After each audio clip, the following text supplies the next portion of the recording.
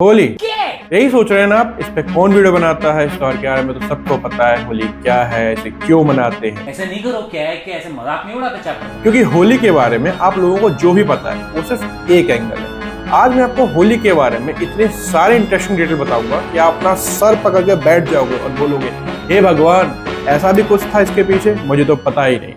Thanks my dear brother and sister, दिल थाम के बैठ जाइए रंगों की इस रंग बिरंगी होली की गाड़ी में।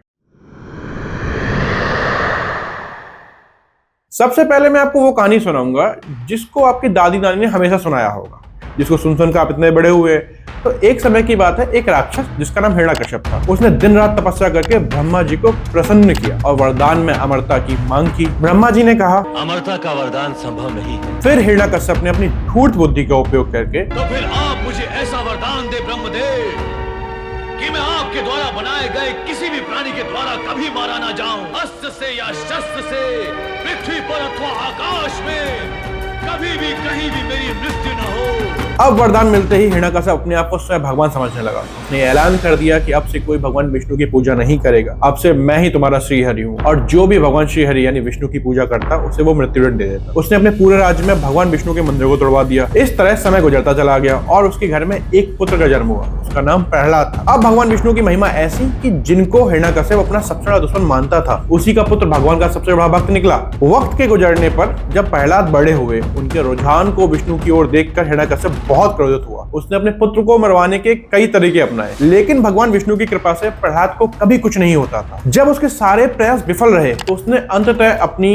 बहन होलिका को यह जिम्मेदारी सौंपी कि तुमको प्रहलाद को दंड देना होगा ताकि ये दुनिया देखे और डरे कि विष्णु की भक्ति के क्या परिणाम हो सकते हैं। होलिका भी एक राक्षसी थी। उसके पास एक वरदान रूपी चुनरी थी, जिसको उड़कर वो आग में बैठ जाए तो आग उसे जला नहीं सकती। एक प्रचंड अग्निकुंड तैयार किया गया और सबके सामने होलिका प्रहलाद को गोदी में लेकर अग्निकुंड में बैठ गई। ये देखकर प्रहलाद की माँ बहुत दुखी हो रही थी और हिरण्यकश्यप मन ही मन बहुत खुश हो रहा था। कुंड में आग लगाई गई। फिर भगवान विष्णु की कृपा से कुछ ऐसा चमत्कार हुआ कि वो चुनरी होलिका से उड़कर प्रहलाद से लिपट गई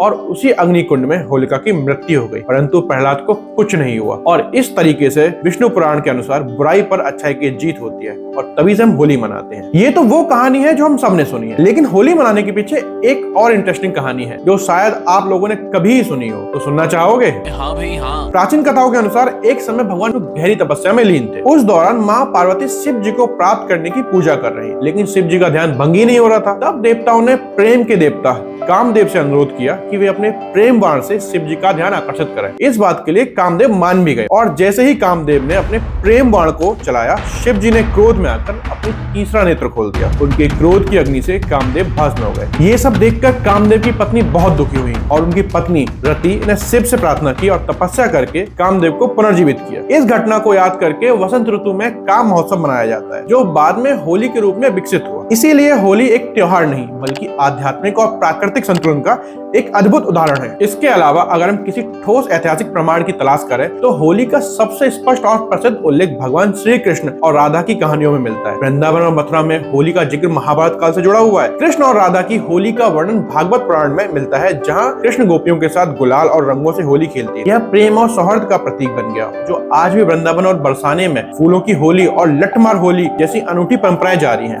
मथुरा और वृंदावन में होली का उत्सव 40 दिन पहले शुरू हो जाता है, जो यह साबित करता है कि यह परंपरा हजारों साल पुरानी है। अब तक आपने आध्यात्मिक नजरिए से होली को जाना और समझा, पर बहुत से कूल लोग इस सब में बिलीव नहीं करेंगे और बोलेंगे उनको बस साइंस पर ही भरोसा है। इसलिए हम जानेंगे होली के पीछे छुपे वैज्ञानिक रहस्य। हम सभी ये जानते हैं कि होली का समय बसंत ऋतु में आता है, जब सर्दी खत्म हो रही होती है और गर्मी शुरू होने वाली होती है। वैज्ञानिक दृष्टि से यह मौसम परिवर्तन का समय है। इस समय पर्यावरण में बैक्टीरिया और हानिकारक जीवाणु बढ़ जाते हैं और इस वक्त शरीर को बीमारियों से बचाने की जरूरत होती है। होलिका दहन की अग्नि से वातावरण शुद्ध हो जाता है और बीमारियों से बचाव होता है। और रंगों में प्राकृतिक औषधि गुण होते हैं जो शरीर की प्रतिरोधक क्षमता बढ़ाते हैं। अब आप बोलेंगे कुछ भी रंग तो सिंथेटिक केमिकल से बने होते हैं, वो हार्मफुल होते हैं, लोगों को तो रंग से एलर्जी हो जाती है। पर क्या आप जानते हैं पहले के जमाने में होली के रंग हल्दी, टेसू के फूल, गुलाब और चंदन से बनाए जाते थे। टेसू के फूल का रंग त्वचा को ठंडा रखता था और एलर्जी से बचाता। हल्दी और चंदन के रंग त्वचा की सुरक्षा करते थे और संक्रमण से बचाते थे। गुलाब का रंग मानसिक तनाव को कम करता था और मूड को अच्छा बनाता होगा। इसीलिए पहले के समय लोग प्राकृतिक रंगों से होली खेलते थे, जो स्वास्थ्य के लिए भी फायदेमंद होते थे। अब तक आपको समझ में आ गया होगा कि होली का त्योहार कितना खुशहाल पवित्र होता है, और ऐसे ही हमारे धर्म में हर त्योहार के पीछे कोई ना कोई आध्यात्मिक और वैज्ञानिक कहानी छुपी हुई होती है, जिसको जानना शायद हम कभी जरूरी ही नहीं समझते, और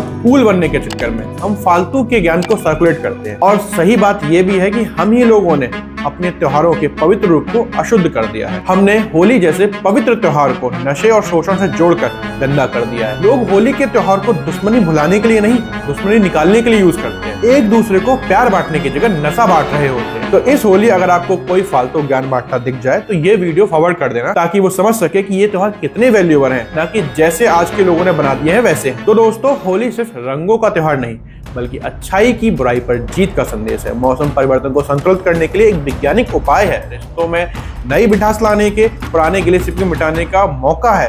तो इस बार होली पर सिर्फ मस्ती ही नहीं, बल्कि इसके गहरे अर्थ को भी समझें और दिल से होली मनाएं। बुरा न मानो, होली है।